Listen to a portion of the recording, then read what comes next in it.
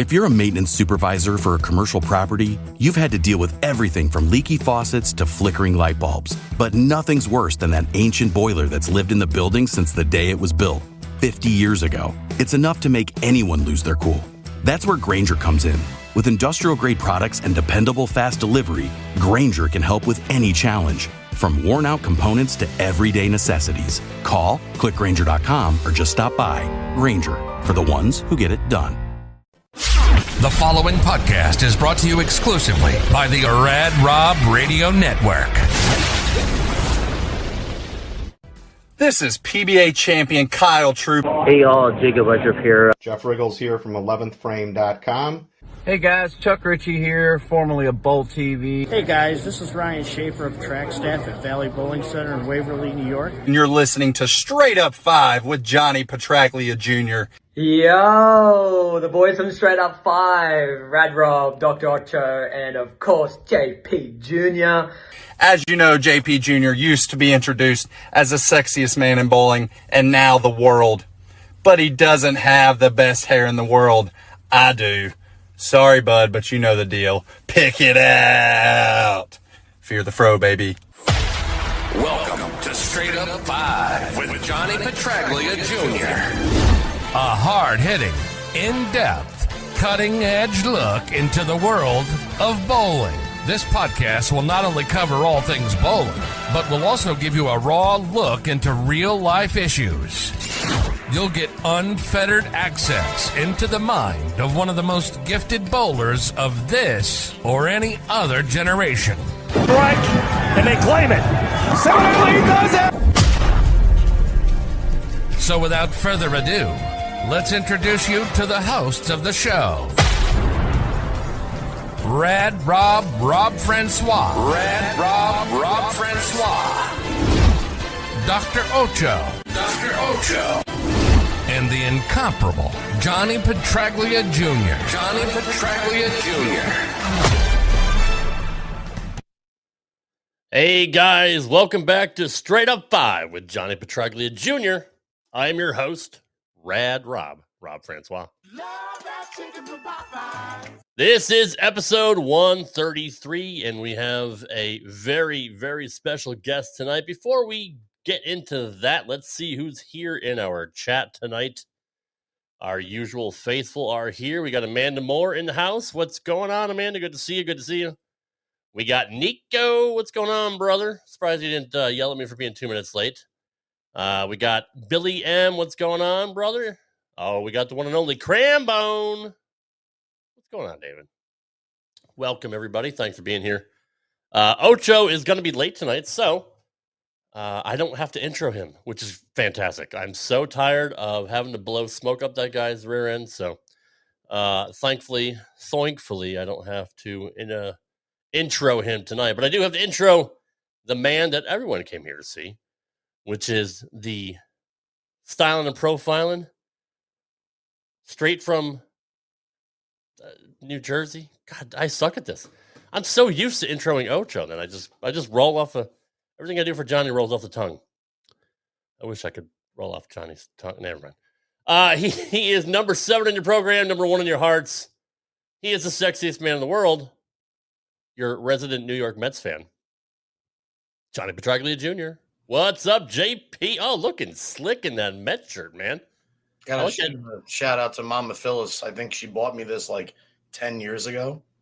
So I've already confirmed with you guys. You guys think it looks okay. I'm aware that this is a super schmedium. Schmedium, yeah. I was going to wear this beautiful triple X until I realized between the red tape and the red wristband, it'd probably be shitty for me being a diehard Met fan, be rocking Phillies colors, especially right after the polar bear just hit a granny to make it 4-1. So nice. Having said that, I've decided to go with the schmedium.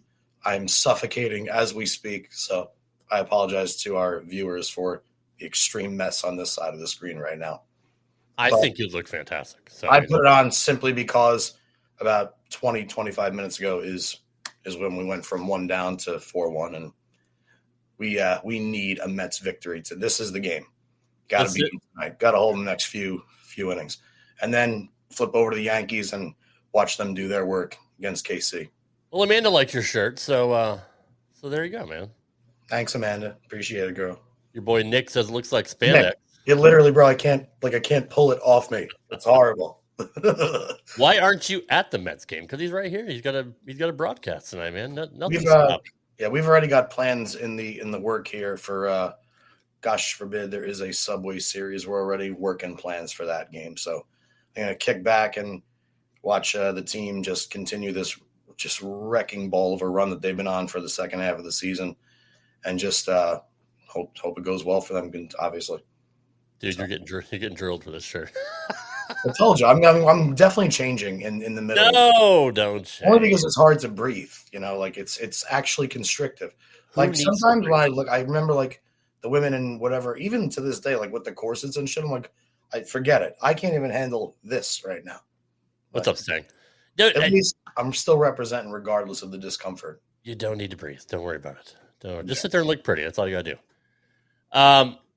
As you noticed, as always, we have our intro from Kyle Troop. I want to give him a shout out for winning EJ Tackett's tournament that he put on last weekend. The PBA Family of Ford Bluffton Yergis Barbecue Easy Bowl Central Open. That rolls right off the tongue. Congratulations to Kyle, who's put in a lot of work, as you know, since he was on the show with his diet and exercise and getting in the best shape of his career.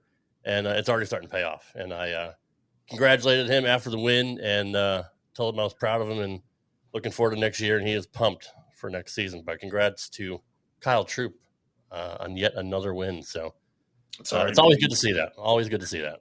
Oh, dude. I mean, anybody that decides to make a change for the better for themselves in general, and then go out and to actually put it into motion that quickly, it's going to be another skyrocket year for him. I think he's ready for another $500,000 earnings type season. I agree. Before you get into anything else, Rob, just real quick, obviously sending love, prayers to everybody, especially our dearest friends, but everybody involved in between Milton and Helene down in the Southeast Florida, you know, from all the way from North Carolina down to Florida. And just please, like, I don't really want to harp on it too much, but please listen to what your governing bodies are saying. It's a sin to hear mayors saying, get out or you're going to die. It's really, really sickening to be smacked back to back. It's a really, really scary time and unprecedented through at least what everything is happening. I know Taryn's down there, but just obviously prayers, thoughts and well wishes to everybody involved with that for sure. Yeah, my dad lives in Ruskin, which is outside of Brandon, Tampa, St. Pete, that whole area there. And he drove up here Sunday night. So he's with me for the week, thankfully. So, good.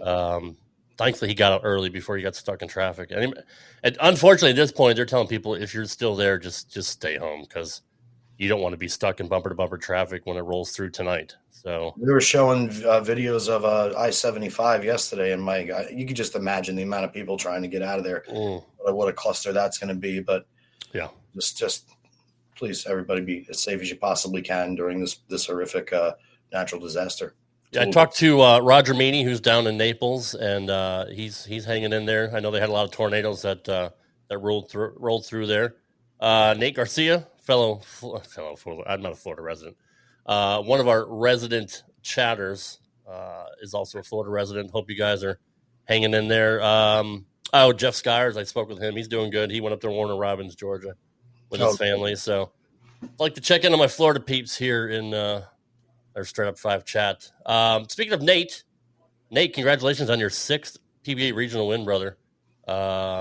Very, very proud of you and how well you're bowling lately. You're killing it. He's killing it lately. He's doing very, very well.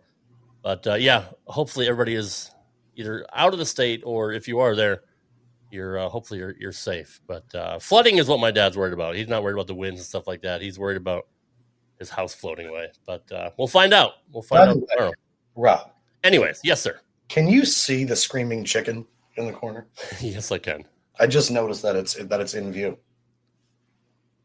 That's it. That's all we got. Okay.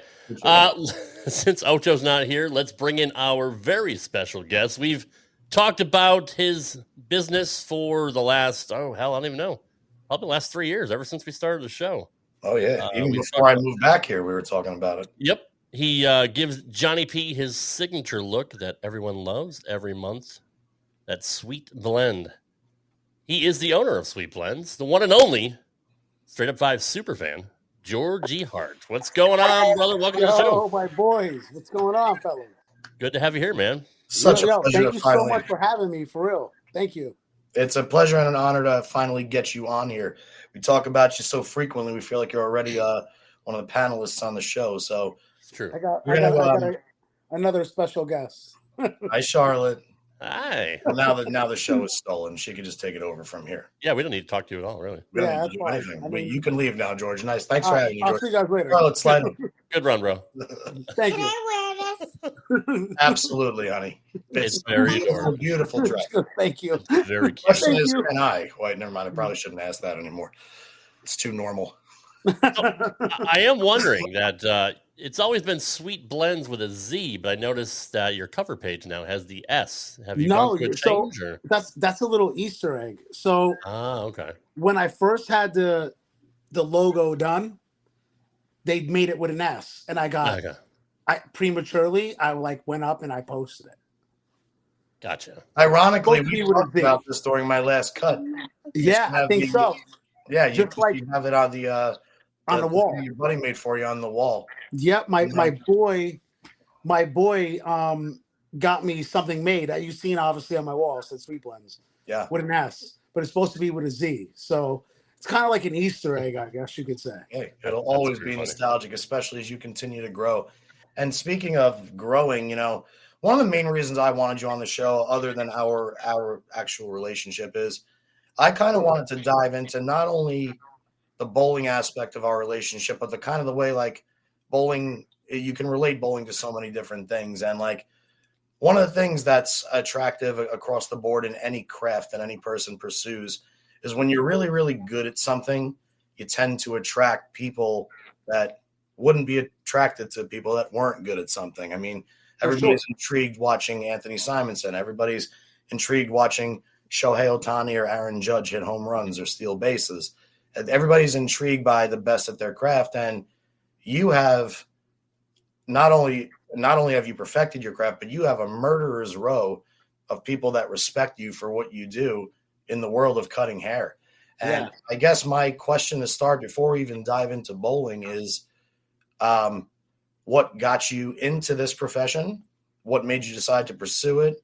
And how did you build such a fabulous clientele? We see Bobby Flay in the back. We know you cut Joey Diaz's hair the other week. I also cut Anthony Simonson. Simo as well. I mean, you have such a wonderful client base that they'll drive. I mean, I think when Simo, the last time he was here, he drove nearly 2 hours both directions. Yeah, he was in PA. He was in Bethlehem. Right. So he drove all the way to see me for a cut. So how does that start, and how do you build on that? And how long did it take to build that rapport with your customers? I mean, listen, bro, I'm lucky to know a lot of people, and a lot of people have put me on to others, such as Simo, like obviously, Matt O'Grady. Of course. So I went to Matt O'Grady was doing a storm thing, like a what do you call it? With like a matchmaker, like testing the storm balls. Okay, yeah, sure. So Simo just so happened to be there, and him and I had met, and we kind of hit it off. We exchanged numbers, and he's like, "Yo, next time I'm in town, I'm gonna text you, and I want you to cut my hair." I was like, "Okay." So obviously, I never hold my breath for anything. So unless I'm underwater, but that's smart. He texted me and he's like, "Hey, I want to come in and get a cut." So of course I cut his hair, and from there we got really cool. We got close. Joey Diaz, I met him at a restaurant. We exchanged numbers and we spoke. Literally, we spoke for like over a year before I cut his hair. And we just kept in contact back and forth. I just try to keep a rapport with people. I like to talk to people. I like to meet people. And that's kind of what happened. I just got lucky. There's nothing I've done other than be myself to receive the clientele that I have. Like What Greg made T. you? Okay. What brought you into the? What made you want to do it to begin with? Like, I got into weightlifting because I met Jay Cutler. I appreciate his YouTube content. I appreciate how down to earth he is when he speaks. What got you into your craft? What made you want to do it? All right. So my aunt owned a salon her entire life. And she gave me a clipper when I was probably 15 years old. So from that point, I started like buzzing all my friends' heads and shaping them up. And then from that point, it kind of grew. Like my passion for it, I'm like, oh my God, like I really, really love this. So I remember I used to get my hair cut at a place called Headquarters in Marlboro. Now, I worked there for 12 years before I left. And while I was there, all right, so fast forward or rewind it. I was selling cars before I was cutting hair. And I went from selling 20-something cars a month to 18 cars a month to 14 cars a month because the economy just went to trash. Sure. So, and this was like 2000 and I want to say 2009, somewhere around there. And it wasn't that I couldn't sell cars. It was that I couldn't get anybody approved because this was around the time of the second recession, the collapse of the housing market. 1,000%. Know it well with Rochelle. Max. Yeah. So I'm sitting at my desk and I'm like, what am I going to do? Because clearly things are not working out right now. So I said, you know what? What do you love? And it was cutting hair. So I called up the barbershop where I was getting my haircut at Headquarters. I called up the owner who cut my hair. And I said to him, yo, I can cut hair. Will you give me a job? And he laughed like it was a joke. So I'm like, no, I'm not kidding. Like, I really want to cut hair.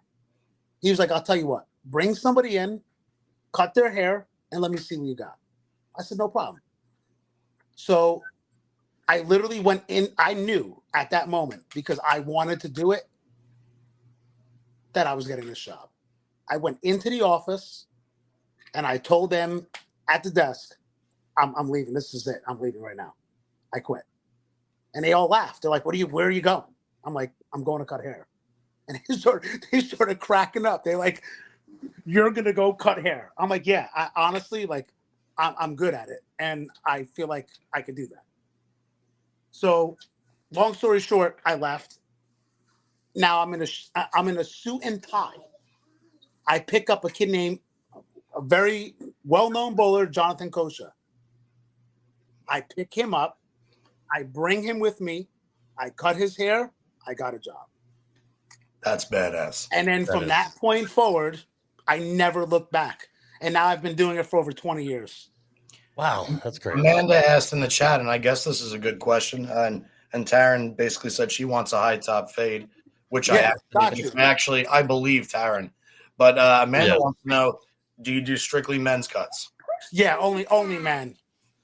Only because I just women. It's too tedious. I'm just not interested in cutting women. Can I do it? I went to school for it, of course. I got a college. I see how intricate you are with guys' heads. Yeah, I can't imagine. Firsthand. It would probably take you 8 hours for one cut on a lady. I would never even try to do a woman's haircut. Can I do it? Absolutely. It's not hard. Cutting hair is cutting hair. I have guys that come in with long hair too. Sure. But it's not. I don't know. It's just something I wouldn't want to do it. Well, you've certainly done. Hi, Dina. You've certainly done just fine. And speaking of which, because I see it up here in the corner now, thank you so much for the hookup. And we, of course, bro, are certainly enjoying promoting Eat Clean, Bro. And what a wonderful business Jamie's put together out here. And he's only going to get bigger by the day for all you. Oh, that guy is absolutely everything. Everybody watching, especially if you're into, rather than doing your own meal prep, if you're looking for a reasonable price, for packs specific. And if you use all capital letters, Bro America 15, you'll get 15% off. Rob, you got that? This is good to know. I got that. Bro America 15, get 15% off all the food. Wonderful. Thank you for that. Of course. We did not have that info last time. I'm glad we got it up now. Yep. Rob, I'm letting you know I got like 5 minutes left of this shirt, and I have to take it off. My arms are turning purple. Yeah, bro. That's because your arms are huge. And my shoulders are being pushed forward. I can't even put them back. I'm unfortunately going to rip this shirt. I think you should rip that shirt before you take it off. I can't. I'll rip it when they win the series. Well, hopefully it's tonight. Just save both halves. That's it. There you go. 15% off. Bro America, all caps on. Bro America 15. Bro America 15. All right. Let me fix that.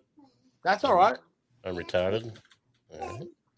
I'm gonna talk to Jamie. I'm gonna get some meals sent to both of you guys. And Ocho, when he comes on, he could have some too. That sounds. But he's got to take his mask off to get it. Ah, see, there you go. On air. He's got to take it off. Can I just get his meals too? Yeah. I mean, if he's not going to take it off, then yeah. Okay, cool. But I gotta see this guy's face. I'm tired of seeing the wrestling mask every week. All I'll tell you is that it's we are too. Trust me. We're not 100% sure either. I've never seen what he looks like. It's unfortunate. I've known him for about 5 years now. Yeah. Anyways, I think he is here. Well, it looks like him. Here he is. Oh. I'm not going to give him the intro. I'm just going to, because he's late, so I'm just going to bring him right in here. There he is. Look at those arms, buddy. Hi, Oach. What's up, Oach? Where's my intro? Where's my intro? You're here. Hey, so I figured this. Why is Johnny wearing a bench shirt? Are you going for a record tonight? You hitting a PR there, buddy? You got freaking. It looks like my nephew's shirt on when he was 5. What the hell happened? I went with tight shirts too, man. Eat shit. Hey, there's a child on in the a room. dare. Oh, he's changing. I mean, I can change. Damn, he ghosted you, bro. What's going on, Oach? I like your farmer's gear. I had to find the tightest shirt. Did you come from the cornfields or what, man? What's going on? Hey, man, look, what can Ocho do? Not actual overalls, or they painted on your shirt? They're Oshkosh Bagosh, buddy, and let the ladies find out what's lower. Well, you know what? Amanda actually had something to say about you not being here earlier. Yeah, I went back to the 3X. You happy now? No one cares about Ocho's biceps anyway. That's bullshit. That's a lie. That's a lie. I do. That's literally a lie. Oh, man. If you were here earlier, you would have realized the reason I took this shirt off to begin with was I thought it was in bad taste to be wearing red and white. No, I caught it. I actually caught it as I was. As a Mets fan, yeah. No, I'm a pro. Actually. I was. I actually put it on as I was trying to get my daughter. Speaking of clothes, what are you wearing? Old McDonald's? Like, is this a new wrestler? Who are you? What are you doing? Dude, what can Ocho do? What can you think I couldn't bale some hay or something like that? You could husk corn. You could milk cows. I mean, good. Hey, we got lots of cotton fields down here, man. You're welcome to come down here and pick some cotton too. Yeah, seriously. Anyway, can we please get back to our back to eat clean, bro? Yeah, no. Well, Georgie laid out a challenge to you, Oach. If you take the mask off, I'll get you free meals. Free meals from Eat Clean Bro. But I've got to be on camera. On air. It'll happen tonight. Not tonight? It'll happen tonight. Then we all have to suffer. Thanks. Awesome. No one even knows what I look like. What does that even mean? That's why I do this all the time. Nobody does. Yeah, Cripes. All right, cripes. Georgie, let's switch gears and let's go over to bowling because obviously this podcast is based around bowling. Sure. So, when do we start doing that? We always ask on this show, whether it's Belmo, whether it's Marshall Kent, whether it's John Mazza, Danny Wiseman, we ask everybody what got you into bowling. We don't care what level you're at. We don't care if you bowl amateur, high rollers, pro tour, college, high school. But I've known you for nearly, I'd say almost 25 years. Is that a safe bet? Yeah, I'd say we go back like car seats. Yeah, that's a good. So since you were definitely in St. John Vanny. Yeah, good old home dome. So I guess what sparked your interest in the world of bowling? So, and then what kept it? I mean, obviously, our rest in peace to my mother. She is the reason why, because she was the food and beverage manager of Strathmore Lanes. And I would say around 8 years old or so is when I kind of got into it. And it's honestly what kept me out of trouble. Because when I was younger, I wasn't a good kid. Like, I had zero guidance because my father wasn't around. Like, I'm not trying to get emotional, but I've been through some shit growing up. And I got kicked out of all Hazlitt district schools in 6th grade. So I went to like an alternative school in Tinton Falls. And it was because of bowling that probably kept me out of jail. My mother made sure I had an activity to do. And she's the one that's like, oh, try bowling, whatever, blah, blah, blah. And I got into it and absolutely fell in love with it. I mean, am I going to go on tour? No. Do I throw it good? Absolutely. There's nobody in this state that can say I don't throw it good. But the end of the day, it's because I just love it. I love bowling. I would do it 7 days a week if I could, but my arm wouldn't hold up. That's admirable, and thank you for sharing all that personal stuff with us. That was really, really cool. And I'm sure there's tons upon tons of people who can all relate to it in some way, shape, or form. Yeah. So that's cool. Bowling is definitely what kept me out of trouble. It's literally been a blessing to my life, honestly, bowling. I'll tell you, man, when I was out in Vegas running my shops, obviously you would know and assume the top 3 addictions and problem causing shits in Vegas are drinking, gambling, and what's the hell is the third one? I was just going to say drugs. Yeah. I can't tell you how many people over my 8 or 9 years that I was involved in pro shops out there came in, bought like an entry-level resin bowling ball, and then wound up becoming my best customers. And I remember distinctly because obviously, I smoke cigarettes. And I would take my breaks. There were these 2 guys, I won't use their names just to protect their identities, but there were these 2 guys in particular that they would always meet me for a smoke at the bar inside Sunset Station. And I'd say, dude, it's been really, really cool over these last year or so watching you go from a beginner bowler to like now you're averaging 180. You got 2 triple rollers. You got this, you got that. And there's stories where I enjoy this so much more than slot machines. And it's cool because to them, what saved their lives was bowling because their biggest addiction in Vegas was entering a casino and walking into the casino. At Sunset Station, the luxury was you could come in and go straight into the bowling alley. You never even had to see the casino. The only form of gambling you would see is the 8 machines at the bar inside Sunset Station's bowling alley. And it was pretty cool to see. Meanwhile, I'd be locking up the doors at 7 p.m. when the leagues would start. And the first place I wanted to go was left into the casino and go play slot machines. The last thing I wanted to do was go. Of course. But it's so thanks for sharing that story with us. Here's one. No, I appreciate it. I appreciate you guys having me on for real. And the one thing I gotta say, what makes me laugh the most is when people bowl 3-4 nights a week and they go, "Oh, I hate bowling." I'm like, dude, no, you don't. If you hated bowling, you would be bowling 3-4 nights a week. Like, knock it off. Stop. You don't sound cool when you do that. You're here because you love this. Like, I've said that too. Everybody takes it for granted. Like, dude, bowling's awesome. I don't care what anyone says. Bowling is so fun. The people around. I can't lie. I've said it a handful of times, but I'm lying. You're right. I'm 100% lying. 1,000%. It's almost like people say that because they like want to sound cool. And it's just to feel better about yourself about wasting the night about bowling like shit. But I don't say it too often either. Even on bad nights, I don't say it too often. I only bowl 1 night a week. But there's people that say and they bowl like 4 nights a week. You know me, I always try and give people the benefit of the doubt. So like the most I'll give to somebody that says they hate bowling that bowls 3 or 4 times a week is probably somebody from our generation or slightly older. Because like when I was in, say, 6th, 7th, and 8th grade, I wish it was cool for me to tell all the hotties in 6th, 7th, 8th grade, hey, my dad's a professional bowler, as I'm rocking a pair of purple sweatpants with a matching tie-dye shirt, and I was like 60 pounds overweight. And it's like, oh, yeah, bowling, real cool. It's like going out with somebody who plays Fortnite all night nowadays to me. Yeah, it's of like, course. It was nothing against Fortnite, nothing against it. Yeah, of course not. But we grew up in an era where bowling was like, man, you are a goddamn, you're like not even a nerd. You're like lower than whale shit. So I would, and now that entire thing has at least changed somewhat because seemingly, I guess, as you just get older, people don't give a shit about what other people do anymore.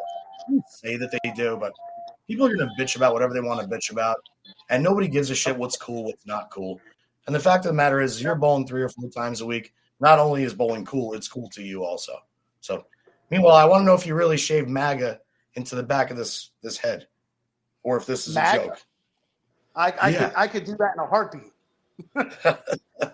I could do a lot. I could put your emblem in your head if you wanted.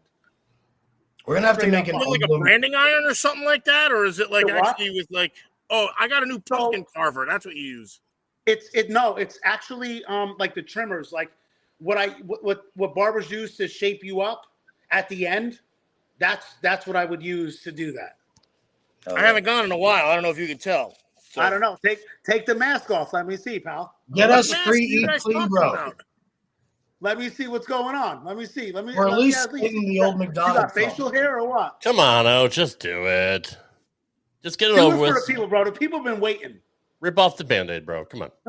We know you have big arms, buddy. We will. We want a giant head too, obviously.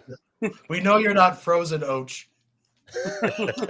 He's playing it off pretty well, though. You're doing very, very well. But damn it, I clamped up. Shit, that's a problem. Your left knuckle was moving. Anyway, congrats to the Mets. My moose knuckle was moving. Thanks to everybody for notifying me that the Mets won. I appreciate that. The Mets did win, huh? Huh? The Mets won? The Mets won.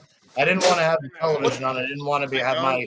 Rob just took his green screen down. He's in an actual room. I want to show Georgie what I got. What I got back here. Holy shit! All right. What the fuck? We couldn't already tell by the shirt that Rob's wearing that half the mic is covering. Where's the? Go. I need to get an Adam Kokesh sign or something. Adam Kokesh would be the best president ever. I am unabashedly a patriot, so. Yeah, I'm not mad at that. I dig it. I dig it. Certain people don't like that on this show, but that's that's all right. I mean, we're it's not a political podcast, but at the end of the day, you got to do what's right. And at the end of the day, Absolutely. It is our podcast, so we can do whatever the hell we want. Rob always chooses to do whatever the hell he wants, but he also basically keeps us running like 99.9%. So we just let him go. True story. And I'm seeing more and more of his neck each week, which is great. It's still lost. That's not, you're lying. You're literally lying. Working on it. I saw a Popeyes that was burnt down, and it said we were closed one day, and Rob Francois came by and freaking hit a sock and a cue ball and ran through the whole thing because he was that upset, stole all our flour and salt. Rob, where's all that flour and salt? In my belly. Good job, Rob. Thanks, Freddie. Appreciate it. But he did it up here, so he got away with it. We don't fight crimes outside of our own city. No, you don't. Georgie, first off, what time do we have you until? We always make sure that our guests know. You can cut me off now, or you can cut me off later. It's up to you. All right, see you, buddy. Shoot him now! We always make sure that we don't keep anybody. Yeah, good. But my next question for you is, let's go back to bowling here for a second. Sure. What is your fondest bowling memory to this point in your life?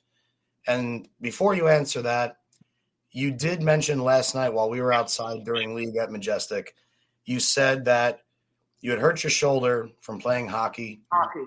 You said you would take a break from hockey because bowling and your profession are the things that bring the bread home. And observing you and your team on Tuesday, I understand you've made money a lot in bowling. What is your fondest bowling memory ever? My fondest bowling memory is actually off the lanes, but inside the bowling alley. Oh, that's a good one. It was being able to So, like I told you, my mother was the food and beverage manager of Strathmore. My fondest memory is being able to go up to Strathmore and order dinner with my mom and just hanging out at the bar with her and eating before either I bowled or going out with my friends. And that will always remain my fondest memory of bowling. That's pretty badass. Yeah, it's always my mother. You know what's funny is I asked my dad the very same question. He's got a couple different ones, but one of the ones that he always said was he used to leave school in Brooklyn and then walk to Maple Lanes, and he would clean the tables, the approaches. He would clean for 3 hours so he could bowl for 1 hour for free and get a complimentary burger and fries with a drink from the snack bar inside Maple Lanes. And he said bowling for free for an hour was insanely amazing. But sitting there and eating that burger, I've never had a burger like it since. And this is like 12-year-old dad talking. So think about of all the things he's done in his bowling career, and he still thinks about the Maple Lanes burger from 1960. I mean, dude, your father is who he is, and he will always be a legend in this game, and will be mentioned for the rest of eternity when it comes to bowling. So thanks. That's absolutely amazing. That something like that is what intrigues him the most. Totally. How is Dad doing? Is he doing all right? Oh, he's happier than a pig in shit right now. The Mets are in the NLCS. Yeah, that's true. Good point. Oh, he's good, man. You know, he's got a nice routine these days in his late 70s. He practices almost every day, whether it's 10 shots or an hour. He subs randomly. The community that my family lives in is a retirement community, and like half the neighborhood is like his friends from Brooklyn. And there's actually a full league at Howell Lanes that everybody in this community bowls. So he's got them 1 day a week. He's close friends with retired police chief Larry Fisher and his group of guys that bowl every single Sunday morning. So he goes he's the mayor of Howell Lanes now. He's got the mural on the wall in the bar. He serves himself decaf coffee. They don't even sell decaf coffee in the bar there. And, he does his shit. He's got Parker Bone and Leslie down at Rev Rates with the Bone Boys, and he's got John Fury in the shop. And it's 10 minutes up the road from his house. He's doing fine. Plays golf a couple times a week with the guys from the neighborhood at his country club over in Marlboro. He's living the dream. He deserves it. I mean, he's. I told you, Johnny. When you're ready, we'll go to Pebble Creek. My boy owns it. We'll go hit some balls, bro. I'll bring some glow in the dark balls and go right now.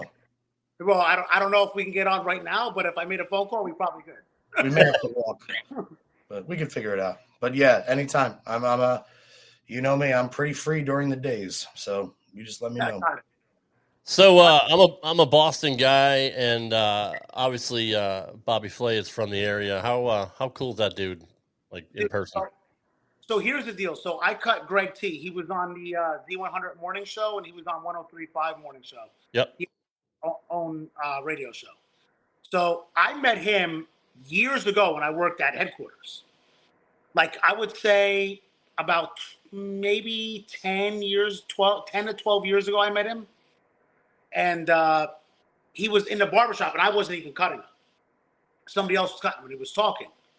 And I remember my bus driver in high school used to have the show on all the time in the morning. So I recognized his voice. Yeah. He was talking, and I was like, I said something to my client that I was cutting. I'm like, dude, that's Greg T from Z100 morning show with Elvis Duran. And he's like, no way. I'm like, dude, I know that voice. I've heard it for the last however many years. And sure enough, he was leaving. He's like, all right, guys, have a good day. And he was walking out. I was like, okay, Greg T.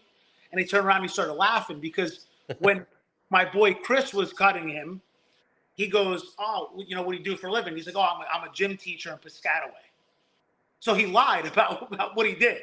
He didn't want anybody to know who he was. He just said, oh, I'm a gym teacher in Piscataway. Right. So when he was leaving, and when I said to him, oh, all right, Greg T, have a good day. And he started laughing. He came back and he's like, how the hell did you know who I was? And I was like, bro, are you kidding me? Your voice is so distinctive. there's no way anybody wouldn't know who you are. Sure. So, That's awesome. So from that point, he started booking appointments with me. We got close. He was actually he was there when I got engaged. He was there when I got married, like at my wedding. Wow. I became very, very, very tight with him. And till this day, I still cut him every Friday. Every Friday, I cut his hair. He comes in. That's awesome. That's awesome. It's pretty cool. It's very John Gotti-like, too. Oh, yeah, for sure. Every single. Yeah, he has to be like super sliced all the time. Get one neck hair, it's like, get that shit out of here.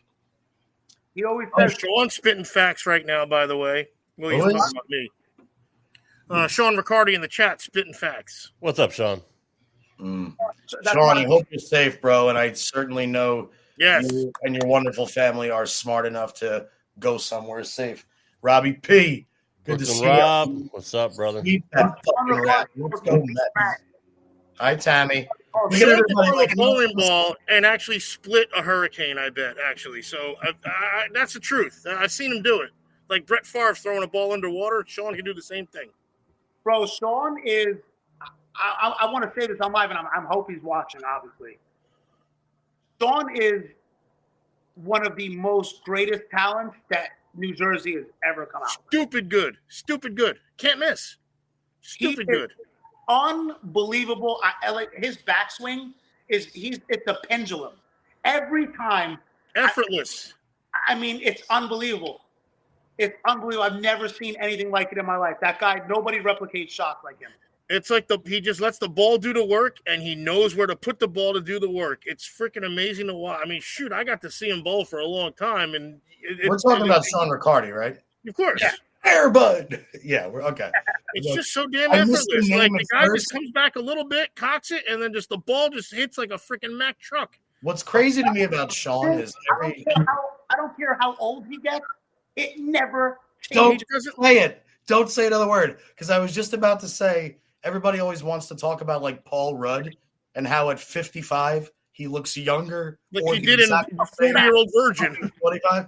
Sean, when I was 18 or like 16, Sean told me he was 40, but I think Sean is still 40.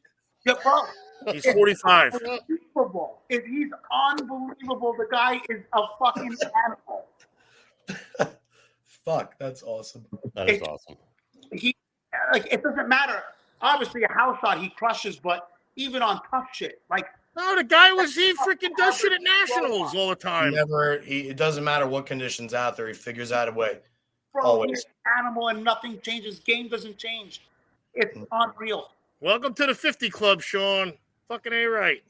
Sean is definitely my hero when it comes to bowling. I love that kid.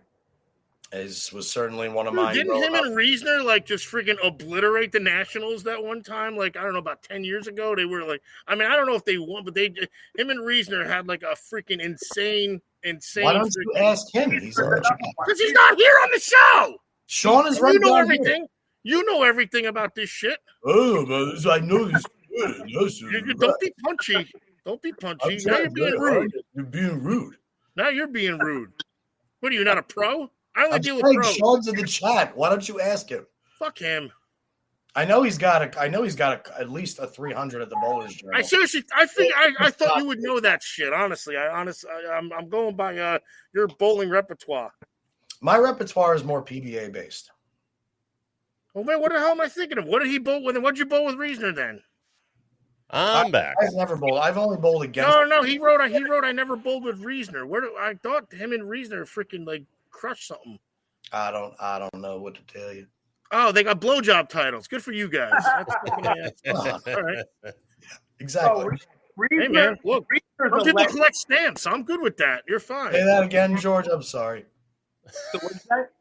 I said, what'd you say, George? I'm sorry. Reisner's the legend, man. A legend. That guy's incredible. We'll never forget $8.99 at Hill Lanes with the Super Beast. I want to show you guys something. Oh, that was a Columbia ball, Super Beast, right? Reisner used to take a house ball and throw it for his 300th shot, for a 300, and like just for the fuck of it. He had so many of them. He'd be like, "All right, I got the front 11. Let me grab." He'd grab a ball off the rack, see if his thumb fit in it, pop it out, and then he would throw it just to see if he could do it. The scariest thing to me about Mike Reisner is the fact that he could squeeze my head and busted like a pumpkin. Like, with no, one dude, hand. I used to play a lot of golf with him. I was like, man, if I had your frame, I'd be a world class power lifter. I would have won every freaking. Calves are bigger than your arms. His calves touch when he walks. Yeah. They're insane. And how can you get your swing vertical like that, Dude, he's all the way up like this, and then collapse your wrist at the top and still be that gentle at the bottom? He's a monster too, bro. He's wide open, and then he's an anomaly. He's an anomaly. It's stupid. I want to throw something up on the screen here. You guys are talking about age and ageless wonders. This is something I saw the other day that I thought was kind of funny. All right, I'm going to solve this Rubik's Cube while you're doing that. This is a 52-year-old in 1984. This is a 62-year-old in 2024. That, to me, blows my mind. Isn't Noriyuki Pat Morita my age in this photo? I want to see if I can get this done while we're actually having this photo on. I'm almost there. Hang on. Rob, take it down quick. Wow, no way. Look at that. That's impressive. Thank you. But I thought that was crazy, just seeing that. Like, I thought Miyagi was older than that, but apparently he wasn't. Well, he's dead now, so. He's calling Pat Morita or Noriyuki. He's dead now. Why don't we call him Arnold from Happy Days, man? Like, what the hell? Give the guy his due. Give him his freaking first break. Totes, my goats. Right on. George,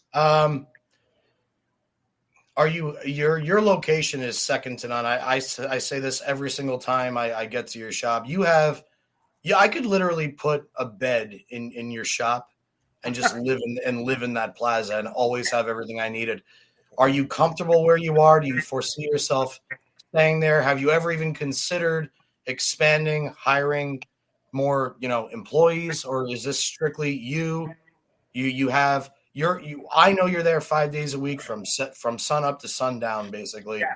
I know you work your ass off to enjoy your 3-day weekends. Any thoughts of expansion or anything? Yeah, I mean, I would love to expand. The problem is barbers are assholes. Okay. And I'm very strict with myself, so I would hold everybody else accountable as well. You'd be a dictator boss, but not to a fault, basically. Like you hold the standard high. There's a reason why. I've worked in my 20 years. I've only been in 3 barbershops before I opened up my own thing, and I was always the first one in and the last one to leave.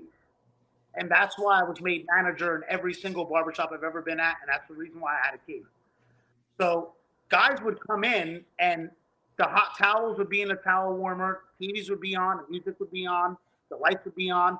People would walk in, their clients would be there waiting, and I'm in there cutting my clients, and it was just simple for them to just come in because that's who I am. I conduct myself in a very high manner. Like my first appointment every week or every day is 8:00 a.m. I'm there at 7:30, and I'm sitting there at 7:30 in the morning with my Starbucks down the block because they just opened up a Starbucks in my plaza.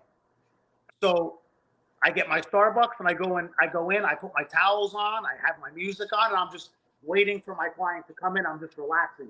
But I'm always the first one in and the last one to leave, like even in this place. So they're called salon suites.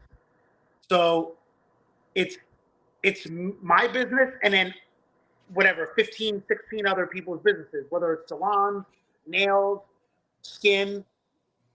They do all types of stuff in my plaza. But I'm always the first one in. I'm literally turning the lights off, and I'm normally the last one to turn the lights, or I'm the first one to turn the lights on, and I'm the last one to turn the lights off when it comes to my business. And well, it speaks volume as to your success. Absolutely. If you want to be successful, you got to push yourself. And the one thing I'll encourage to your viewers or to anybody else is, if you don't love what you do, then stop doing it and figure out what you love to do and figure out how you're going to make money doing it. No true. I guess I need to stop doing the show then. When you love what you do, it's not work anymore. No, it's true. No, you're absolutely right. I only, believe it or not, I only work 4 days a week. I work Wednesday, Thursday, Friday, Saturday. And when I leave on Saturday, I'm anxious to get back to work on Wednesday. And the reason George, why we have another hero sighting here saying hello to you. We've been graced by the ever dangerous Joe Pompilio. Oh, that's my dude right there, bro. That's my guy. We're sitting here talking about Sean Riccardi. How can we forget the Pompster? You can't, because he is the definition of revolution. Oh, yeah. That guy knows how to peel it, and he's done it forever. He could peel it with a friggin' Minotaur. Dude, and he remember that ball? Everybody else could. A fucking Minotaur. Dude, he's so good. Pomp is that guy. That's Ryan says it. That's a good line there. The challenge of monetization of your passion. You know, it's funny because you're talking about consistency. Everybody knows I'm a Jay Cutler fanatic. Yeah. Jay Cutler is, in order to be Mr. Olympia, you have to legit be the definition of consistency. You have to eat the same times every day, the same meals. You have to go to bed for X amount of hours. You have to train for X amount of hours. You have to avoid, right? But Jay Cutler only made as much money as you can make winning Mr. Olympia. He took, like you said, something he loved for his whole life, and he opened a YouTube channel, and now he's got one of the most successful supplement industries in the business as well as apparel. Yeah. So he took something he loved. He never worked a day in his life. I mean, if you want to say Mr. Olympia's daily grind wasn't fucking work, you're out of here. I mean, that's way harder than a fucking 9-to-5er, man. That's for damn sure. Hey, just think about this for 1 second, real quick. I know we always spill this over, but this is relatable. If he's there sun up to sundown, first one lights on, last one lights off, he doesn't want to deal with people who don't have that same mentality, right? Of course. I want you to imagine you go and you want to become a bodybuilder and you stick to a training regimen for 10 years straight. Let's just say it's 10 years. Not one fucking time in there, not one time do you go to a bar with your buddies and have 3 beers. Not one fucking time. And if you do, it's right after you won the Olympia when you can scorch that's down. That's the only time you can. Because that's the only time you get empty calories. I can't even consider if I'm going to live that lifestyle. Like, I love to lift weights, but I don't know if I could ever say, you know what? I'm just going to go like to Parks Casino, drink a half a bottle of tequila, and pass out for a day and then get back on it. Like, they don't do that. They are so ridiculously – they are the 1%. Think about the people that like fighters, like boxers, the guys in MMA, how hard they train, right? And then it's like you got to go in for weigh-in. Like these guys are eating fucking lettuce like the day before, and they're water loading 5 days before just to pee out every excess calorie they can, man. You gotta make weight, and it's horrible. That's not easy, man. George, and actually Rob and Ocho, I don't know if I ever told you the guys this either. Dad did a lot of charity work with former heavyweight champ and only got all 3 belts at once, Evander Holyfield. He did a lot of charity work with Evander Holyfield about 30 years ago in the mid-'90s.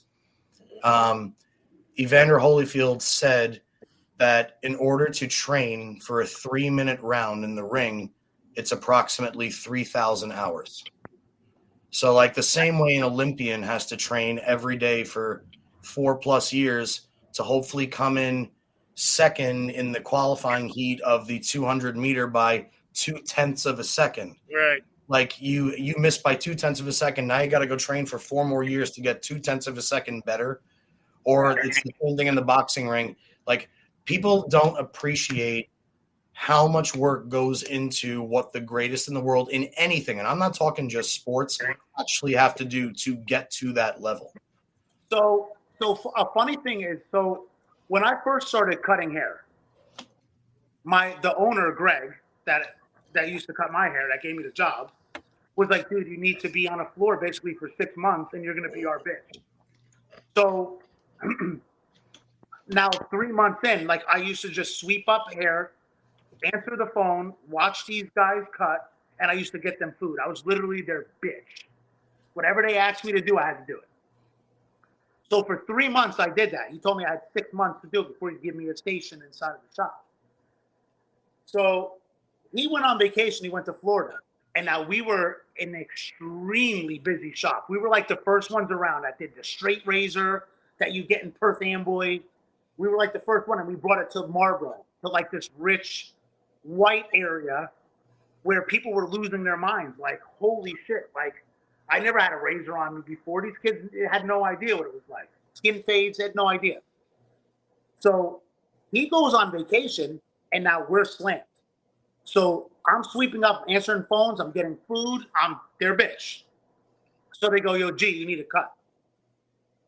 And now I knew what I was doing, but I didn't understand it. So I was watching these guys trying to learn, all right, how to do a skin fade, how to do a low skin fade, a mid skin fade, a skin tape up where it's just the temples in the back. Like I had to learn all of this stuff. And that's you were basically already learned by watching. So that's exactly. You've never actually applied yet. That's badass. Keep going. So he goes to Florida, and we're slammed. There's walk-ins everywhere. The guys go, yo, put a barber jacket on. You're cutting hair today. I'm like, I'm not ready. They're like, it doesn't matter. Like, you're in. They literally threw me to the wolves. And that's how I learned to cut hair, because I was drowning. That's the only way to do it, though. That's dude, there's the two schools of thought. There's the, I'm going to hold my hand under your tummy while you're wearing the swimmies, or I'm going to throw you in the pool. And if you sink, I'll come save you, but hopefully you don't sink. You know? And that's exactly what happened. And they started putting customers in my seat, and I was like, all right, like, you're going to learn by your mistakes now, buddy. And that was it. I started going, and I never looked back. And I'll tell you what, not a day goes by that I regret any of it. I love what I do. I have a huge respect for anybody with talent, especially in this industry. And I wouldn't be where I am today without that shot. So I appreciate the look that I got by just getting thrown in there and telling me, like, dude, sink or swim, figure it out. Like, there was nobody that was going to stop and help me. It was like, yo, get in there, do your thing, and figure it out. And then from there, I went to school. I got my license, and in school, I learned how to do girls' hair, nails, like nothing. Now, is this still? You still have to go to cosmetology school for this, or is that what it is?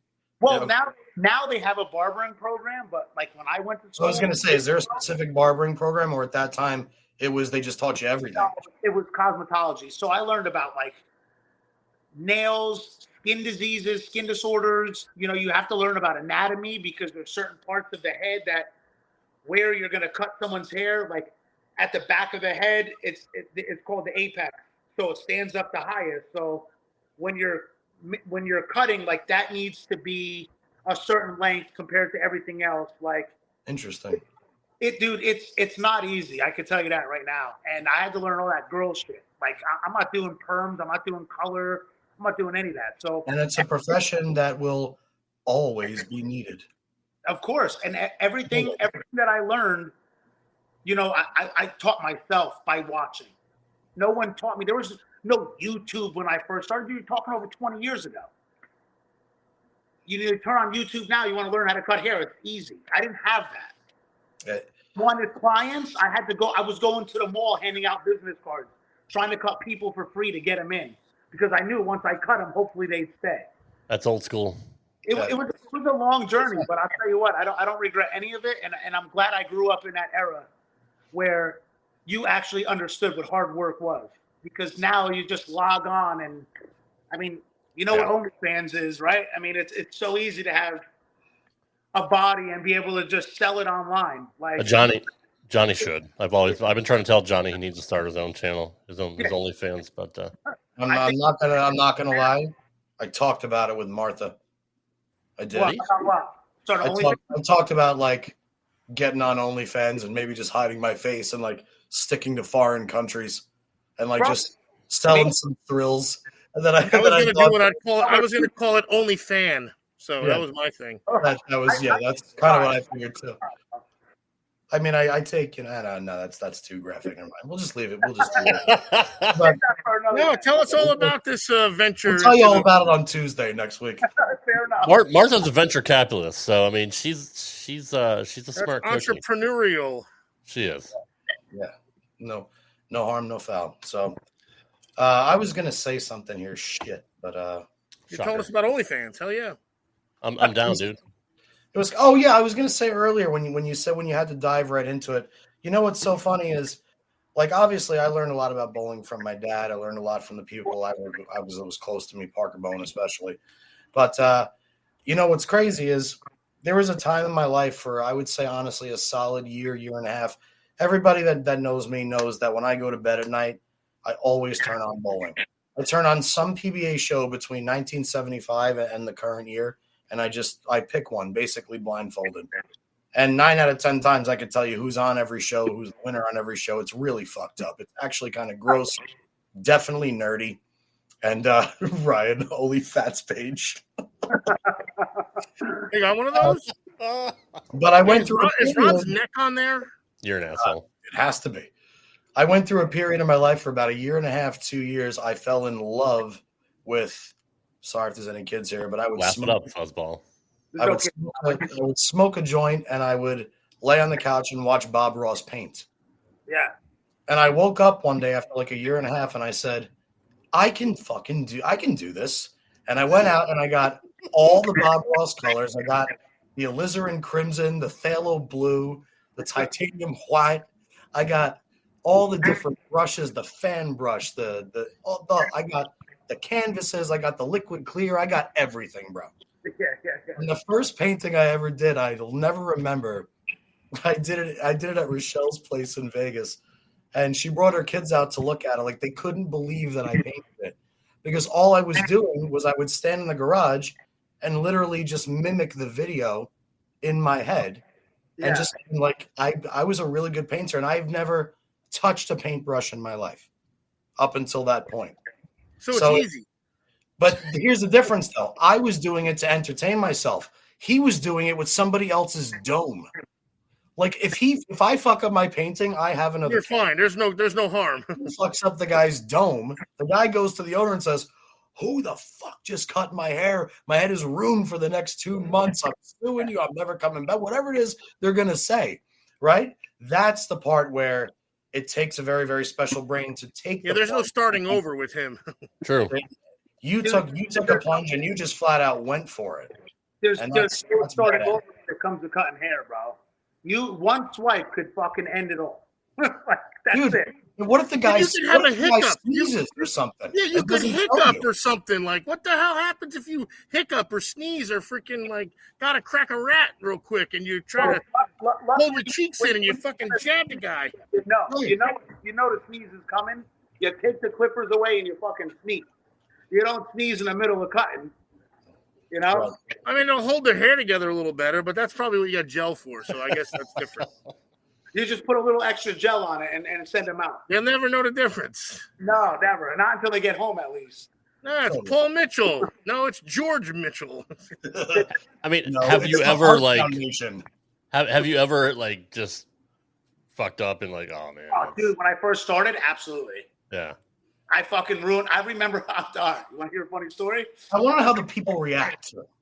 So one time I was cutting hair, right, and this kid wanted to skin tape up, and this is like 2 months of me having my own station cutting hair. So I was cutting hair for like literally 3 months. And are you saying that like you were comfortable at this point, or still getting used to it? No, you're getting your feet wet. I was not 100%. No. Yeah, you're getting your feet wet still. You weren't quite in your rhythm yet. Okay. So I was cutting this one guy, and he wanted a skin tape up. So I went too high on a tape up, and I knew I was too high. I knew it. So can you describe what a skin tape up is? Is that a tape up is just when you do the temples and the neck. That's all you fade. So okay. So you do like a 2 up there or something, and like around here you don't touch. You just do the temples and the back of the neck. So like the nape of the neck. So, again, I'm out of touch, obviously. Yeah, that's well, okay. If I still had more hair here, it would be the temple down. Yes. Right on. I was cutting his hair, and I knew I went too high. So I'm sitting there cutting, and I'm trying to get like one of the other barbers' attention because I knew I fucked up. I'm like, dude, I need somebody's help to fix this. Like, what am I doing? So I put on the biggest attachment I had on my clipper, and I knew it wasn't going to cut the guy's hair. So I'm just pretending I'm cutting hair, and I'm trying to get the other barber's attentions. So I'm like looking at barber Paul, the one barber Alex, Greg. I'm looking at all these guys, and everybody's looking at me, and they look down. And I'm like, bro, like, I'm fucking drowning here. You're on your own, motherfucker. Help me, fuck. So I'm sitting there, and I'm pretending I'm cutting. Nothing is clipping because I got the biggest guard on. And Are you just making the noise like zzz? There's no noise. Everyone's It's just the vibration of the clipper going. And I'm trying to get their attention. Nobody looks at me. So I stopped. I got so pissed off and I got so upset that I went in the back. I was like, give me 1 second to the client. And I left him in the seat and I went in the back and I ate my ham and cheese sandwich that I ordered from Holy shit, you had lunch. Bro, I left him in the seat. I was in the back for like over 20 minutes. Finally, my boss came in the back. He goes, yo, G, what are you doing? I'm like, bro, I know you seen me asking you for help and you fucking left me drowning. I'm not going back out there, have someone fix it. So I stayed in the back until one of the other barbers, his name was Andrew, he fixed his haircut. And I stayed in the back until he left. I wouldn't go back out there.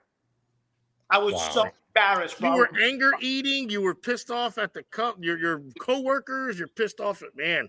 Bro, I was so angry. I was like, you know what? Whatever then. You don't care, then I don't care. So I went back and I sat there until he left. I did not get out of that seat until he left. But I bet you never made that mistake again, though, of like going too high, right? Because that's like the time to lose. But you know what? That's how I learned. So that's how you learn. Dude, that's the problem. The best thing about mistakes is learning from them, man. That's the whole point. Like this, you can learn all you want in your schooling, but like, man, until you get out there, like you said, you get thrown to the wolves. I'm sure by month 5, you were probably freaking tap dancing while you're cutting. You know what I mean? I got better every single day, and you know what? I wanted to be better. And again, I didn't have YouTube to watch to get better. I had to watch them and learn from my mistakes, and that's exactly what I did, man. And that's why am I the best barber in the world? I'm not going to say I am. Am I good? Yeah, I know I am. But I stay humble. You got to stay humble because every day you're learning. There's new hairstyles. There's different techniques. And if you there's different shaped heads, man. Skulls don't look the same without the hair on them. You know what I mean? Like you think you're coming up to another skull, and all of a sudden it flatlines because they got a flat head or something. Dude, I'm scared to see myself with no hair. And I feel like my head looks like an alien's. Like I feel like it's gonna go and expand. Rob, can you do a superimposition of JP with alopecia? Please don't. I wish I could. Don't do that. Don't do that. I want it spotty. I don't want it bald. I really have to wear the Schmedium Met shirt, which, by the way, I think it was 2-2 in the 6th inning for all you Yankee fans. So it's got to be like 3 innings left. So the Yanks left 2 runners on. Yanks left 2 runners on in the 6th inning. Assuming that we have a lot of viewers that definitely want to at least catch. For those of you that have been here on this huge baseball night, especially here on the East Coast, thank you so much. And the Rangers start tonight too. Fuck yeah, and we got to watch the Doyers. Hopefully the Doyers lose to the Padres because, got to be honest, man, I don't want to face that Dodgers lineup as a Mets fan. Dude, I don't know if you want to face San Diego right now. They're freaking scorching. I don't care. I don't. Just the Dodgers lineup gives me the heebie-jeebies. Oh, shit. 4-0 Rangers already. Plus, I don't want to hear Jimmy Schmitzer for a month. Mr. 900 out of Vegas telling me. I'm just gonna grab my charger upstairs and come right back down. So yeah, do that, and then you can join us for the imbecile of the week. Yep, for sure. Do we have one? Yes, we do. We do. Holy shit! You did the Rubik's Cube again? No, yeah, he's twice that in good. one show. He's been doing it the whole time without even looking. Twice in one show, man. That's now I'm just flipping it. No, you fixed it. You did the whole thing. Oh, Baxter, you are my little Asian man. Life is spinning out of control. Your life is spinning out of control. There's part of waking up. Folgers in your cup. We haven't played that song in a while. We don't need it. And if not for that Folgers commercial from 1982, none of that would have ever transpired. That's true. So let's pay homage to the fucking Folgers commercial. Now homage. Go. Best part of waking up. He just broke the Rubik's Cube. He got so jacked up. Oh, I'll put it back. By the time we're done. He'll put it back. How'd you bowl this week, Johnny? Our team won 5-2 in an epic battle on Monday night at Howell. We are currently tied for first. Let's go, Nick Emerald and Marvin Hidalgo. And then on Tuesday, my team So he didn't say how he bowled. He said how the team bowled. So obviously the team bowled good. I've been bowling great at Howell this year. I'm right around 230. I went in with a different game plan this year. I just decided to never, ever, ever throw resin unless the lanes are so goddamn easy that I have to. But pretty much every other lefty in the building that I consider better than me, every lefty in the building that I expect will be a good match. Parker, Amanda Nardiello, Tom Panabianco, Eugene Olson, just to name Wait, you're not on the Henkel League? You're on the yeah. Henkel's 5? I thought Henkel was 4. Henkel's 4. Tuesday and Majestic is 5. Oh, never mind. No, I fucked up. All right, my bad. Almost there again. But no, I mean, almost every lefty I talked to this year is struggling compared to last year. And I just decided to go in with a different mentality because the lanes are so inconsistent and Howell on both the left and the right. I just throw it up the lane, man. I'm somewhere around 10, 9, 8, literally trying to keep my hands so far under it that it feels like I'm shooting a 7-pin. And I can shoot the pocket and I can figure out a way to shoot 230 and like bail it out. 3 times. 3 times. 3 for 3. Did Dude, you that do that just now? Did you do that Rubik's Cube just now? That's the second time on the show. Oh, third. Dude, that's pretty good. You're borderline genius. Come on, man. No, I'm just really, really crazy ADHD. And I told you when I get hooked on something, I get hooked on it. Or for those of you who actually think that I'm full of shit, I just happen to have 2 of them. Okay. So let's see that other one get done. No, I can't do this. I'm not a fucking... Wait, that doesn't make sense. Hold on. So you said for those of you who think I'm full of shit, I am full of shit. That's what I meant. Very good. That new I couldn't even get the cubes to move at first. I'm like, I watched these guys do it in 10 seconds online. I was absolutely impressed. You shouldn't. You just ruined it for me. Georgie and I thought you were a genius.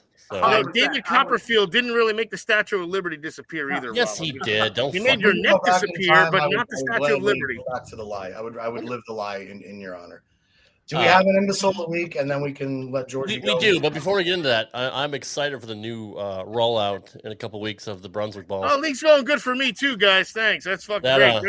Hang on. Speaking of that, I'm gonna go get something that I have to show you, even though I'm probably not allowed to or supposed to, but I don't give a shit, so I'll be right back. Okay, cool. Good.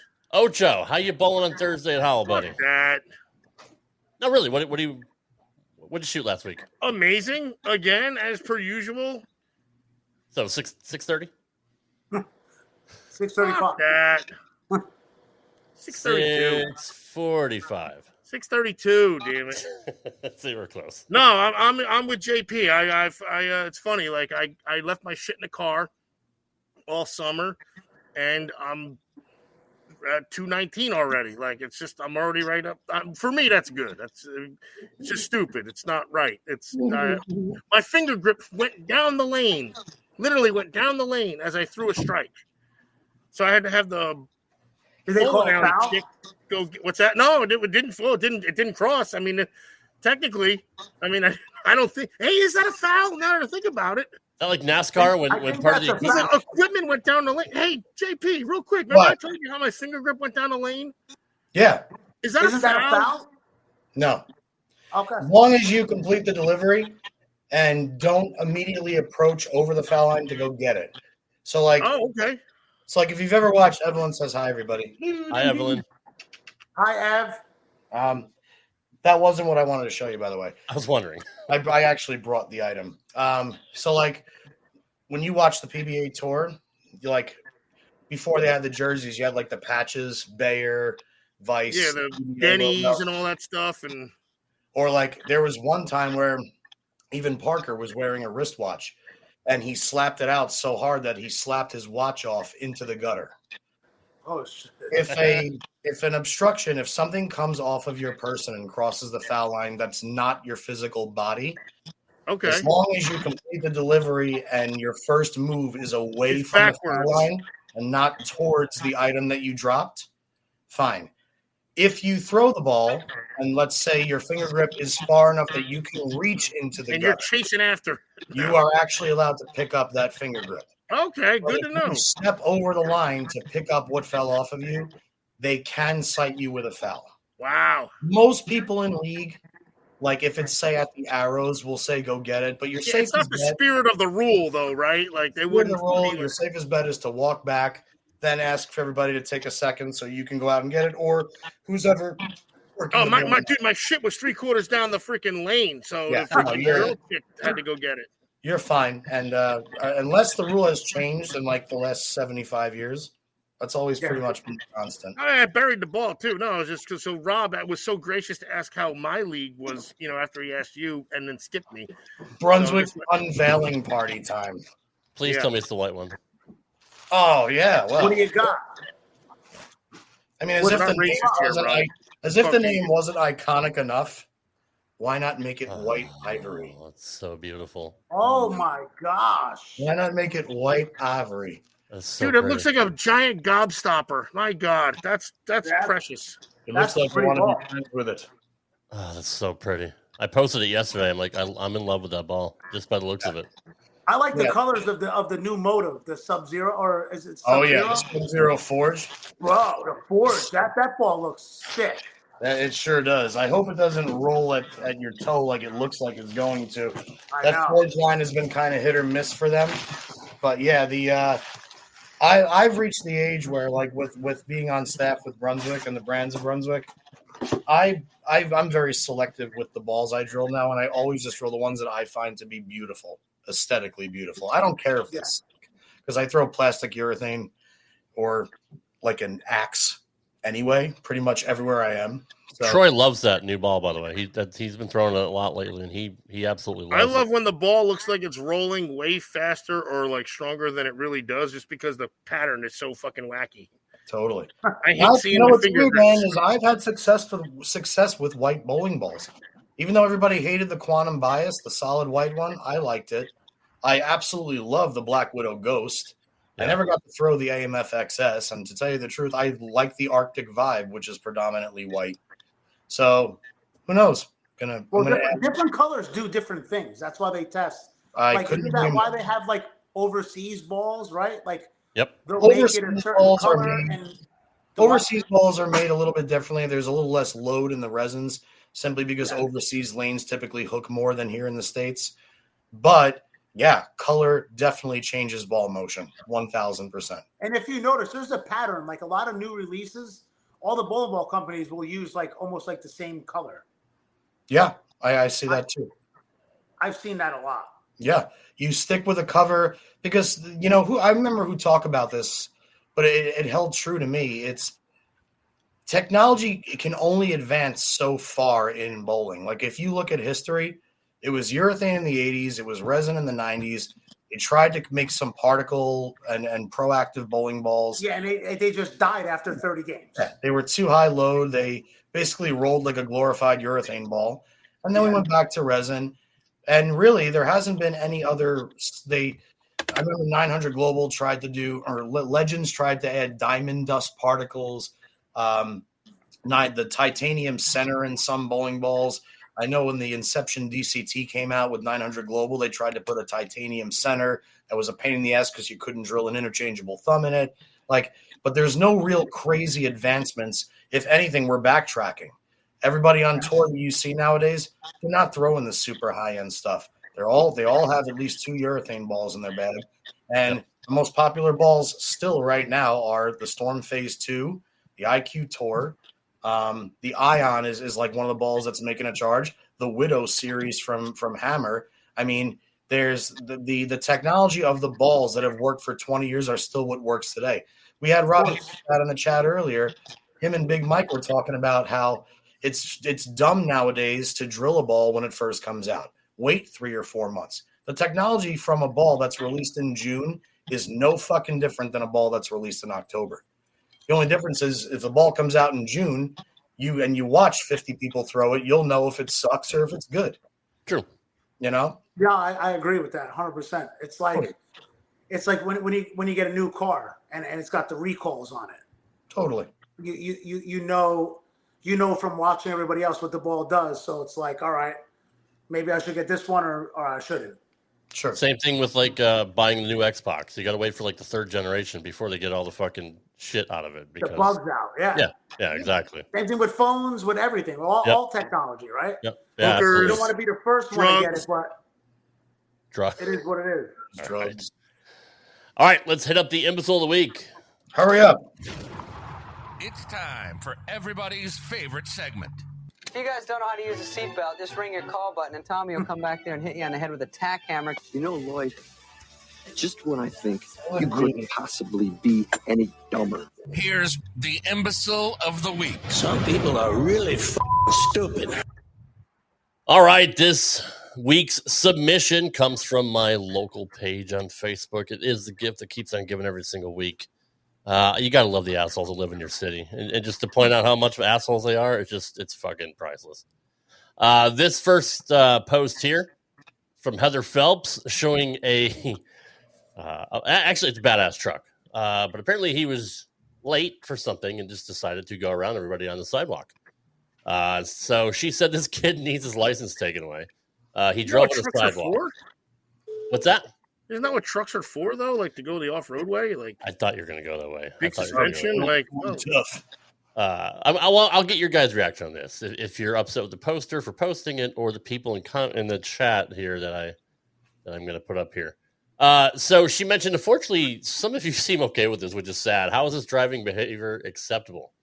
And what I want to focus on here is the two for Brew, who calls the poster a Karen.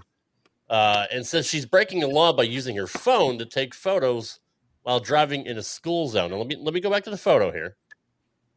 For which angle, Johnny, is the picture, in your opinion, taken from? The driver's side or the passenger side? Looks like the passenger. Okay, so I'm going to answer this in two parts. Okay. First of all, it looks like it's being taken from the passenger seat. Okay. So if Heather Phelps, in the midst of this, said to the person in her passenger seat, Alfred, get your phone and take this picture. I need to blast this piece of shit on Facebook. Then she is a Karen. Because I've seen people do idiotic shit too. And what I do is I say, look at this fucking asshole. What an asshole. Listening to Huey Lewis on the news. And then you go back to your day. Yeah. Then I go back to smoking a cig out my window. Then I go back to doing whatever the hell it is I'm doing. I am not so miserable in my own life that I need to publicly display everybody knows this kid's an idiot. Right. This person's an idiot. Everybody knows that. He's endangering lives, period. If there's somebody on the sidewalk, he's obviously breaking laws. He's going to get caught. And if anything, if you're that worried about the guy, call the cops on him. At least the whole fucking world, or whoever is in Murfreesboro, Tennessee, doesn't have to fucking see it. So, and the other thing is on Facebook, everybody is always going to refute or just speak their mind anyway. Hey, Rob, did you put that thing over the license plate, or did? No, they did. The poster did. Yeah, because it's perfectly legal to post the license. It is legal. It's what did they do? Is it a information. video? We Or is it can't just a picture? access that. Only the picture. freaking cops can. So It was a picture, Georgie. But it is public information to have your license plate out there. she was like, look at this asshole who now is unidentifiable. Well, I mean, it's not like you can go through the fucking database and find them out. Like, my question is, how about the car that's sideways about 10 car lengths in front of the guy on the sidewalk? I can't see. What is that car doing? Is that a car up front? About to wrap around to the right? No, it's taking right at the light up there. Anyway, It's and hard yes, right. the kid from the high school, he needs his license taken. I'll tell you what, Heather, if he's in high school and he just recently got his license, I got my license on 9/11/2001, 10 minutes before the first tower was hit. That's not a joke. Congrats. That's not a joke. And in December, my third month into driving, I got pulled over on Route 18 at exit 22 for Colts Neck, heading to my ex-girlfriend Sue's house for going 91 and a 65. Because I only had my license for 3 months and I was in excess of 25 over the speed limit, they revoked my license for 3 months and I had to go to driving school. Only 3 months after having it. So I'm not sure how I'm not sure how it works in Murfreesboro, Tennessee, but that guy's going to get what's coming to him if it's anything like that. I'd like to see the video on what happened. I wish they had a video on the whole thing, but it was only a picture. I want to see the video of Johnny going to driving school, man. Tell me that would be a reality show and a half. Oh my God. So this person wants to read the law to everybody about how you're not supposed to take a picture of anything or have a cell phone in your hand while you're driving. I completely missed the point that her daughter was with her and she took the picture. Yeah. But there's some other guys here. Ian Marshall says, other than hurt your feelings, what the fuck did it hurt? Nothing. Motherfucking snowflakes. Grow the fuck up and mind your own business. Hey, maybe she broke out in hives. That in no way affects you. Ian Do you Marshall. agree? Do you agree with Ian's? What if she went into anaphylactic shock because synopsis? she fucking got this crazy? Ian Marshall is my new favorite person for that comment. What do you think, Georgie? Basically, what I just said, he just said it in a really dickish way. Would you agree with that, Georgie? I mean, yeah. I mean, you should just mind your own business. Right. Is what I think. Okay. Right. A lot of you can get punched in the face for that. Sam Cropper says, "Oh no, someone with a truck drove off road. How dare they?" I mean, who cares? Like, I want to see a video to show like what they did. Right. Yeah, that's true. S.J. Leonard says, "It blows my mind that people have nothing else to do besides make a post like this." This is my new favorite person of the day, S.J. Leonard. Joseph Davenport says, "Calm down, Karen. I'm sure you were a perfect driver in high school and didn't do anything stupid in a vehicle." So, dude, I love when people get flamed. I love it. Hanging I out love it. the roof of my Firebird with my best friend Chris, and we would hang out the T-tops of my Firebird, and he would throw CDs frisbee style at people riding their bicycles.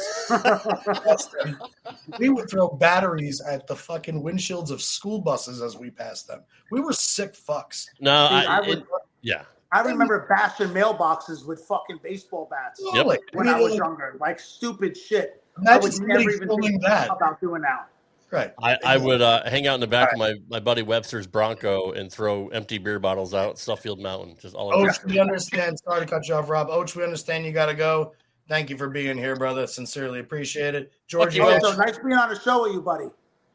Maybe you'll see his face someday. Oh, you son of a stupid mother. Kiss his ass. Man. Kiss your ass. He's That fired. is great. He's fired. What a douchebag. Now maybe you'll get to see him one day. He really just rip off a mask only to unveil a mask. He did. He had that shit planned. What an asshole. This guy. But seriously, Georgie, real quick, I'll let Rob close it, but I'm going to start the closure here because, again, thank you to everybody that was here tonight. We understand big baseball day, and there's 2 innings left in a tight Yankee game. George, thank you for being deep and intimate with us today. Answering all the questions that we had for you. We've been wanting to have you on the show. While I have a chance, is there anything that you want to promote for your business right now before we go? The only thing I would promote is my website. And if anybody out there is looking for a change, I'm not trying to steal anybody from anybody else because I'm humble and I have my own clients. But if anybody's looking for a change and they want to come check me out, I encourage you to do so. Absolutely. And there it is at the bottom, everybody. www.suiteblendz with a Z, not the Easter egg S. That's right. That's the Easter egg. Don't get it twisted. It's with a Z. Well, I'm glad we know the difference now. So I corrected my poster here. But that's all right. Yeah, dude, no, we absolutely appreciate you having on, and we thank you for supporting us, having us on while you're in your shop, while you're working too as well. Yeah. So we appreciate I appreciate you guys having me on. And like I said, me and Johnny go back like car seats. So I love that. and anytime I can have a minute with him, we've spent multiple occasions inside and outside of bowling. So that's my dude. I love him, and I appreciate you guys a lot. By the way, Roger, thanks for the update that Popeyes in Naples is still standing. So when I come down to visit, I'm glad that they're still open. I can get a bite to eat. Because pray for the people in Florida right now. They're going to need it, honestly. Yeah, I know. You did it at the top of the show. This is real, dude. Do it again now. Absolutely. This is a real thing that's happening right now. So I just hope the people in Florida are safe. I really do. There's another one behind it, from what I heard too. So it's they're gonna get hammered, bro. Yeah, it's and not good. I just hope people were smart enough to leave when they were told to leave. Yeah, Absolutely. So, all right, guys. That wraps up another edition of Straight Up 5. We will be back next week. Oh, by the way, Johnny, I didn't tell you. David Boog Kroll is coming back to the show next week. Great. So it'll be good to catch up with Boog. He hasn't been on in a few months, and catch up on what he's been doing since he was on the show. I know he's bowling fantastic as well lately, too. He's also nominated for the Missouri Bowling State Hall of Fame. The ceremony coming up here in a few weeks, so we'll have Boog on the show next week. Until then, guys, we appreciate everything you do for us, all your support. Our YouTube page is growing still. We're up almost close to 800 subscribers now. So good for you. Thank you. Anybody that hasn't subscribed yet to our YouTube channel, just search Straight Up 5 Podcast on YouTube and leave us a sub. It's free. It doesn't cost you anything. And if you want to catch the audio version of this podcast, if you're on the road or on the treadmill, you want to listen to us, it's available on any podcast app. So until then, guys, we appreciate support. We will see you next week for another edition of Straight Up 5. Peace, guys. Thank you so much for having me on, too. Thanks, Georgie. Appreciate you, brother. Thank you, guys. And everybody, thank you for everyone who's watching. We'll have you back. All right, brother. I'll talk to you. Thanks for listening to this edition of Straight Up 5 with Johnny Petraglia Jr. You can follow the show on Twitter at Straight Up 5 Pod. Follow Johnny Jr. at JPJR07. Follow Rad Rob at Rad Rob Gaming. And follow Dr. Ocho at the Dr. Ocho. Got a question for Johnny? Send your questions to straightup5podcast@gmail.com. We'll see you next time for another edition of Straight Up 5 with Johnny Petraglia Jr. Right here on the Rad Rob Radio Network.